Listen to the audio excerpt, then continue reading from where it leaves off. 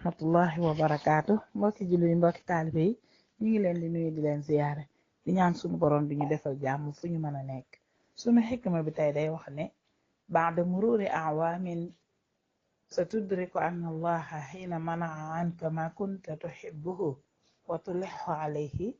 lam yakun illa li yuawidaka bi ajmala mimma mada li yurdiyaka wa yurdiya qalbak. nee na ginnaaw boo demaatee nag ba romb ay at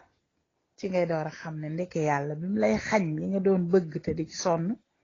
daf ko doon def ngir mu wutal la lu ko gën wutalal la loo xam ne moo koy gën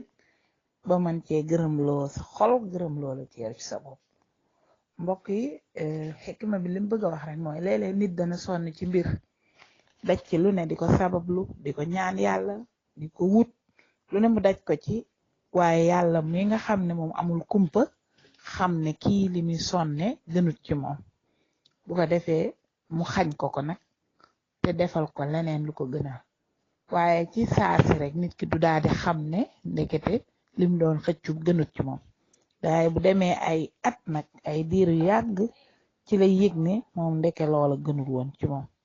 waaye léeg-léeg nga gis koo xam ne alal lay sonnee ne da ko bëgg a bari la waaye ndeke bu bari la woon alal mën naa am du gudd fan wala mën naa am mu beew wala mën naa am du amul wér wala mën naa am nangam suñu boroom xam loolu wuutalal ko su boobaa moom day jàpp ne rek ñàkk gi ñàkk am alal daal problème la ci moom. keneen ki ci des mën na am sax ab mbir mu muy sabab lu mu direct waaye daj ci lu ne yàlla moom xam ne gënut ci moom mu xañ ko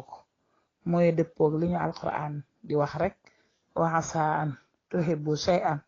wa huwa sharrun lakum wa asaa an takrahu shay'an wa huwa xayrun lakum. kon yàlla rek moom mi nga xam ne moo ñu bind te gën ñoo xam sunu bopp nañu koy ñaan mu di ñu tànnal li ñu gënal te gën ci ñun. yaa nañu ko yàlla defal ko bépp jullit. ñu ngi sant ñëpp di gërëm di jéggulu wasalaamu aleykum wa rahmatullah.